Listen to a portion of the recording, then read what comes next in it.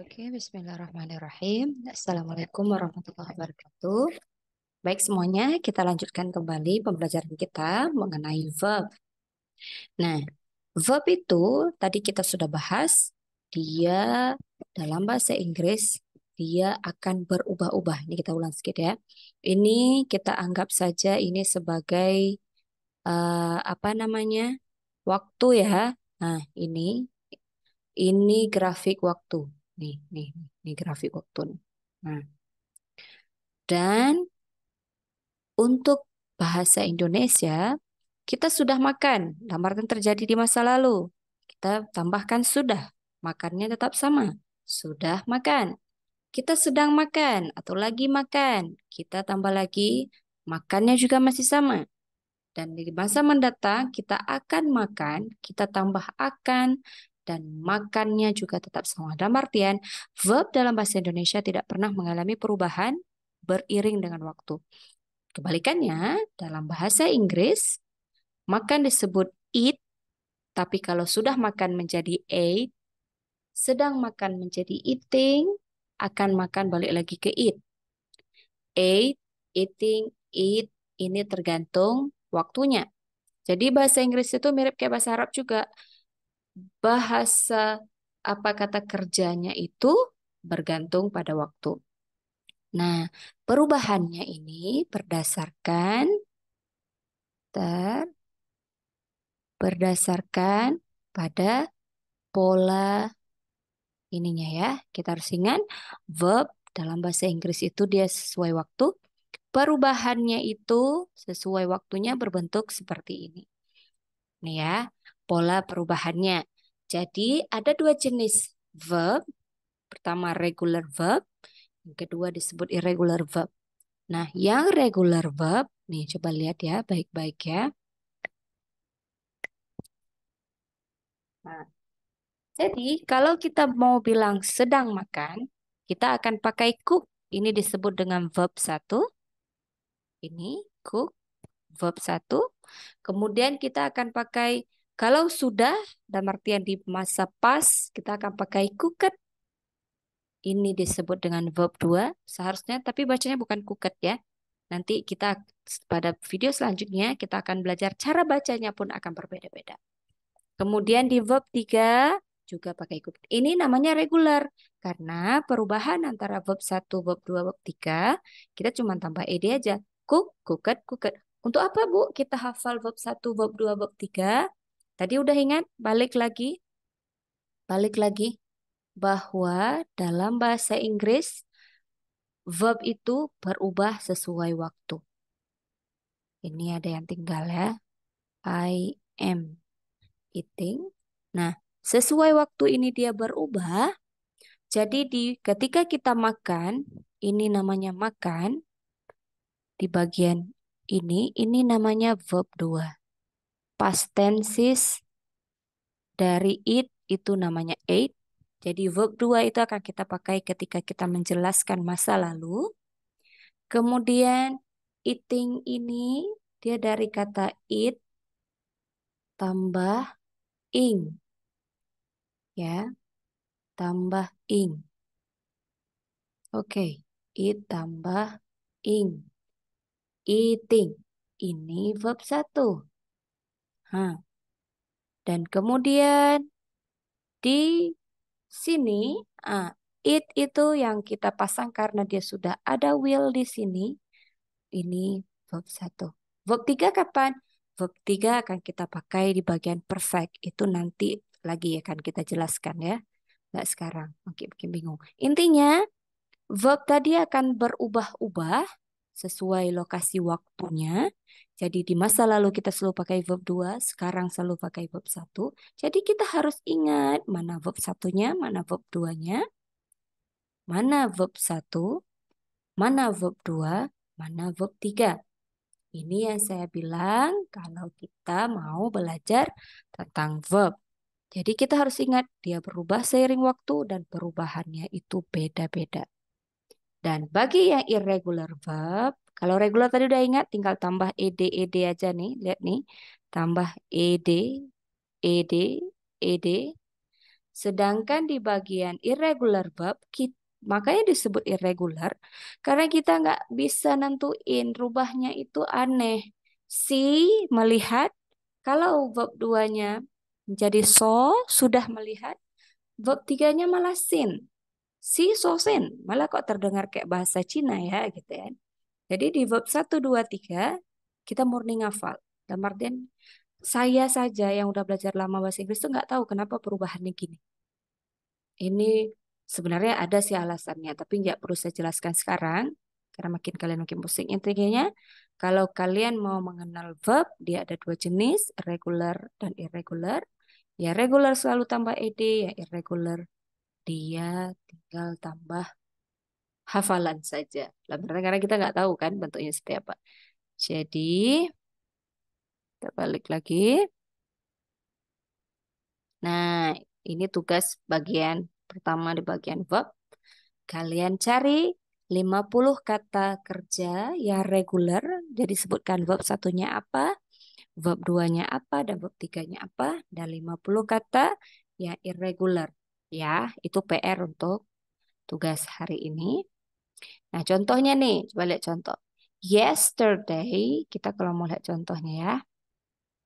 Nih, yesterday, kemarin, I cooked noodle. Kemarin, saya memasak mie. Cooked ini verb 2. Atau kalau kita pakai yang punya yang irregular, I saw a cat. Saya melihat kucing kemarin. So, verb 2-nya.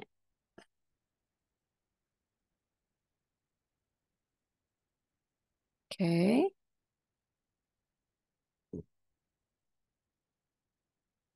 Nah, selanjutnya ada materi lanjutan tentang verb disebut dengan stative verb. Nih ya, stative verb. Apa itu stative verb? Kalau kalian di masa sekolah mungkin banyak yang mengenalkan to be sebagai adalah, to be sebagai kata bantu. Pada dasarnya dia adalah verb juga, tapi verb statif. Dalam artian dia dalam kalimat posisi dia itu predikat pada kalimat yang nominal. Dalam artian kalimat yang tidak ada kata kerja di dalamnya, maka yang menjadi predikatnya adalah si to be. Contohnya sini ya. Nah ya. Coba lihat. I am a good girl. Coba lihat. Saya adalah, kan gitu kalau terjemahkan bahasa Indonesia, seorang perempuan yang baik atau seorang anak perempuan yang baik gitu kan. M ini walaupun maknanya adalah, sebenarnya dia nggak diartikan adalah juga bisa. Saya perempuan baik tanpa perlu adalah kan. Tapi dalam lokasi dia dalam kalimat, si I ini dia adalah subjek, dia menjadi subjek. M ini sebagai predikat, ini keterangan tentang si predikat itu. Jadi dalam kalimat ini, jika terjadi sesuatu, masa lalu dan sebagainya seperti di atas, maka yang berubah adalah to be, bukan good girl-nya. Coba ingat, kalau dalam seperti yang kita udah bahas sebelumnya, dalam bahasa Inggris, verb itu berubah-ubah sesuai waktu, ya kan? Nah, berubah-ubah sesuai waktu. Di sini I ate, I'm eating, I will eat. Sedangkan dalam kalimat yang ada to be-nya dan tidak ada verbnya di situ, nah, she is my friend. You are my love. Kalau ini kalimat ini kita jadikan dia sebagai kalimat past dalam artian kalimat masa lalu, menjadi Tara, she was my friend. Jadi she was my friend. My friend. She was my friend. Yang berubah to be-nya. Coba lihat. Nih, Ini. Ini is, ini was. Jadi karena apa dia yang berubah? Karena dalam kalimat ini predikat dari si, she sebagai subjek adalah to be. Dan to be ini adalah stative verb. Jadi biar mudah ingat, dia adalah verb. Dan dia akan berubah seiring waktu dan juga seiring orang. Coba lihat. To be dalam bahasa Inggris itu ada 3 jenis. Am, are, is. Am pasangannya si I, are pasangannya untuk you, they, we. Is untuk si she, he, it. Ingat pasangan masing-masing. Karena kalau salah pasangan, dosa gitu kan. Ini salah pasangan, salah artinya. Jadi kebanyakan dalam kalimat-kalimat yang ada to be dan verb itu cobaan terbesarnya lah ketika kita salah memasangkan pasangannya sehingga kalimatnya menjadi salah. Nah, kalau dia, nah ini posisi kayak bagan waktu tadi, ini masa lalu past, now sekarang, future masa depan. Dalam past, to be itu akan berubah menjadi was atau were. Ah, sedangkan kalau di sekarang itu ada is, ada am, ada are. Di masa mendatang kita akan pakai will be gitu. Jadi dia berubah seiring waktu juga. Dan pasangannya kalau di bagian now itu ada 3 jenis. Kalau di bagian pas ada 2, terus yang siapa nih yang hilang? Pasangan si I. Si I, kalau di now kita pakai I am. Maka di bagian pas dia menjadi I was. Gitu ya. Terus, nih coba lihat. I was a student. Dulunya, nah, ketika maknanya I was, maka dia maknanya adalah di masa lalu. Dulunya, dulunya saya seorang siswa. Sekarang I am. Dari ketika saya bilang I was masa lalu. Kalau I am sekarang I am a teacher. Saya sekarang seorang guru. Dulu saya siswa, sekarang saya guru. I will be a professor. Will be masa mendatang. Ini bisa berlaku untuk contoh kalimat ini ya. Misal yang biar mudah kalian paham. Lu cinta Luna is kalimat. Bentar. Ininya kacau tulisannya. Bentar ya, kita hapus. Jadi dari ini kan. Baik, oke ya. Boleh. Ini saya kasih contoh. Hmm.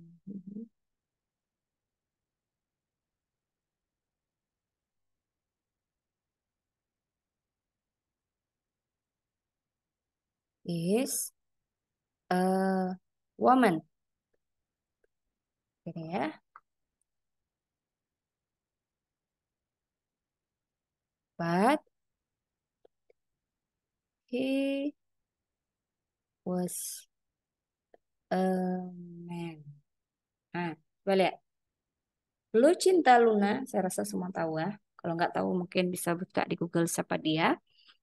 Is a woman, a gender woman, a transgender woman seharusnya ya kan. Ini kita pakai is karena sekarang dia mengaku diri sebagai perempuan, ada operasi dan sebagainya. Tetapi she was dulunya atau kita pakai she atau kita pakai he, dia adalah seorang laki-laki. Nah, makanya dalam memperkenalkan diri jangan pernah pakai was. I was Husnul misal. Ah, ini salah. Kenapa? Karena itu adalah penjelasan tentang masa lalu. I was, I was Husnul. Bisa. Emang sekarang siapa? I am Syafi'i gitu. Nah, bisa. Jadi ketika perkenalan, dalam kalimat perkenalan, dalam kalimat yang menjelaskan kebenaran umum, maka kalimat itu selalu berlaku sistem apa namanya? Di present tense. Dalam artian selalu pakai makna yang sekarang. Contoh, the sun